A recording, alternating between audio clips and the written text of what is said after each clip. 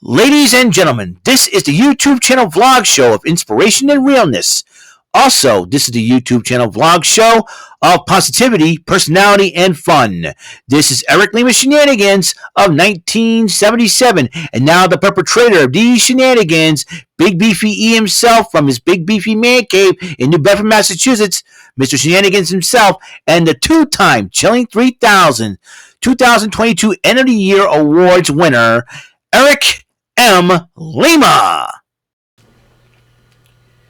Thank you very much, Mr. Announcer, sir. Well, hello there, everyone. Welcome to yet another episode of Eric Lima Shenanigans of 1977. This is episode 339 of the show.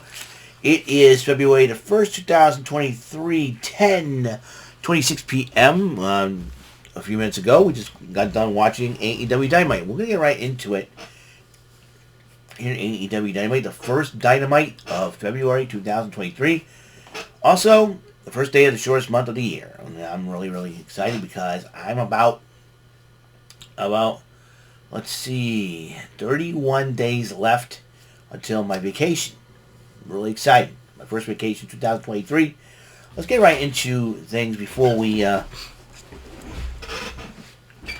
out of hand here. It kicked off because I was doing a video with David when David St. Dennis. Check out his channel, David 3000 channel. We talked about Tom Brady on there, but during that time, Jon Moxley went one-on-one with Adam Page, Hangman Adam Page. Moxley did win the matchup. Dynamite took place in Dayton, Ohio, and then Wheeler Yuta and Claudio Castagnoli helped out Jon Moxley. Adam Page started shoving Moxley, and he started shoving Castagnoli and Yuta. They both started running their mouths, and then a war of words between them. A little shoving match and war of words. Renee Paquette interviewed Jamie Hayter and the Bunny. The Bunny had Butcher and the Blade, and the Bunny had challenged Jamie Hayter to an eliminator match at Rampage, so Jamie Hayter accepts the challenge. Meanwhile, Saraya and Tony Storm were attacking Britt Baker as Britt Baker was entering the arena. More on that situation. The Acclaimed went up against the Outrunners, a team of Turbo Floyd and Truth Magnum, with the Acclaimed, the AEW World Tag Team Champions, winning the matchup. But then the Gun Club the Guns show up. Both were arguing. Billy and Guns had enough, while the Guns have issued a challenge to the Acclaimed for the tag team titles. The Acclaimed doesn't accept. So, and as the two would exchange words, Billy Gunn says, "That's it. I'm sick of this. You guys do your thing. I'm out." And then Austin Gunn starts calling him out. He said, "Go do what you do best. Drying your cereals in a pill bottle." Billy Gunn got into his face. He said, "You want your shot? You got it." So something's going on. We don't know what it is. Meanwhile, Alex Marvez interviewed Jungle Boy Jack Perry. Says that he's done the tag team thing. He loves teaming up with Hook, but he's done the tag team thing. He says he'll get a championship by himself. Orange Cassidy, I think you better get ready. I think Jungle Boy Jack Perry can end up challenging you, as Alex Marvez interviews him. Konosuke Takeshita went one-on-one with Brian Cage after what happened last week, and in a hard-fought victory, Takeshita did win. Did win the matchup. Renee Paquette interviewed Jericho Appreciation Society and challenged Ricky Starks to a gauntlet match in order for him to get a shot at Jericho. So, the 2.0 and any Guevara and Garcia. If Ricky Starks beats them, Jericho is his to challenge. The Elite were just goofing around the basketball court, cutting a promo on Top Flight, and so you can bring your pal AR Fox. We'll challenge you, and we'll put the trio styles on the line. But the firm family office, shall we say, as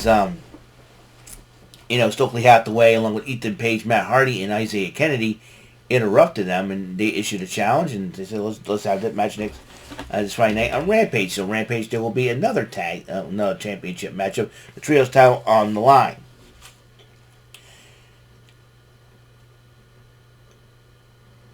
And Bryan Danielson went one-on-one with Timothy Thatcher.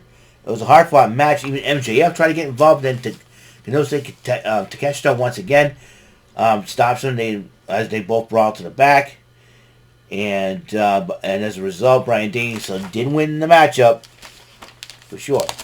And then Renee Paquette came in the middle and said by order of Tony Khan next week, MJF versus Takeshita.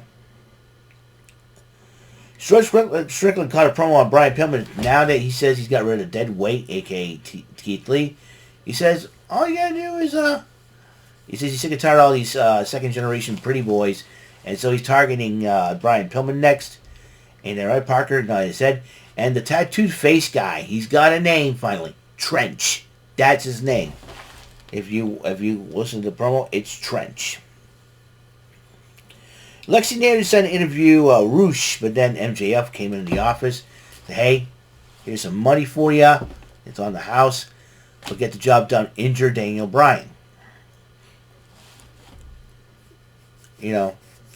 But, and then Jose said, you got a deal?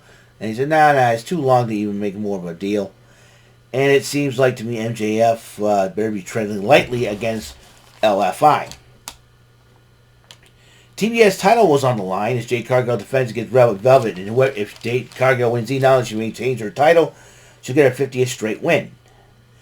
Well, Jade Cargill did get the 50th straight win, retains her title, celebrates with her daughter. And even Kiara Hogan tried doing it, tried getting involved. That didn't work for Red Velvet. And then Renee Paquette interviewed Britt Baker after she was talking to Pac. Ruby Soho interrupts her and says, you good? And she goes, yeah, that was your girl. She said, no, I had nothing to do with that. And basically just walked away. Afterwards, after Britt Baker kind of was rude to her, Dr. Britt Baker, DMD. And then the TNT title online No Holds Barred match at No Holds Barred. Darby Allin defends against Samoa Joe. There was some crazy... Darby Allin's a crazy, crazy man. He's out of his freaking mind, ladies and gentlemen. And believe me, when I say this... And believe me, I said he wore a hoodie full of thumbtacks. That's how crazy Darby Allin was. And finally, Samoa Joe did put Darby Allin away and became once again the TNT champion until Wardlow comes out, goes after Samoa Joe. After hitting Joe a couple times, Joe runs off and security's trying to stop him. At the end of the show, Wardlow was trying to clean out security and clean Powerbomb 1 through it. Powerbomb 1 in the middle of the ring. And in the middle of the ring. And that ends Dynamite for tonight. And that is all the time we have on this show. Before I decide, I got about less than 3 minutes to get something in there. As you know, here in New England, it's going to be very, very cold. Thank goodness, though, no precipitation, as it was this morning. But it's going to be very, very cold over the weekend, so I've been prepared for that as well. Expect me, and for those of you who go to Jordy Scow's live stream, as you know, I will be taking over for him on this coming Friday night on SmackDown as we do a live reaction for SmackDown, ladies and gentlemen. A live reaction for SmackDown. And so, because he's going to be at the SmackDown Live event with his father. And should Brandon Martin not make it, not be able to do AEW Rampage, expect me to do that then as well. AEW Rampage as well. So right now I'm just taking over for the SmackDown fallout from the Royal Rumble. We'll see what the situation is there. So as well. So what thing can this go? I got hot chocolate once again. I got the rich chocolate this time, so it's gonna be yummy and delicious. I tried the cup already today, and I feel pretty good. So yeah, so we have a lot to do. Vengeance Day this coming Saturday, and the pilot episode for Dumb Dingleberries, as you know, because not a lot of people can attend, and not only that, it's kind of like in collision with the Vengeance Day pay-per-view that's happening on NXT on WWE Peacock. So I'm just totally But nevertheless, I'm totally stoked about that. So it's so nonetheless. Also tomorrow, expect some episodes of Precious Lucko. I'll be defending my title on both versions. So that's where we are standing at right now. So that's it. That's all the time we have on the show. And until the next episode comes rolling around, Mr. Announcer, please take us home. That is all for today's episode of the show. This is Mr. Lima speaking for Eric Lima Shenanigans of 1977. A Big Beefy E, Door for Bob Saget production.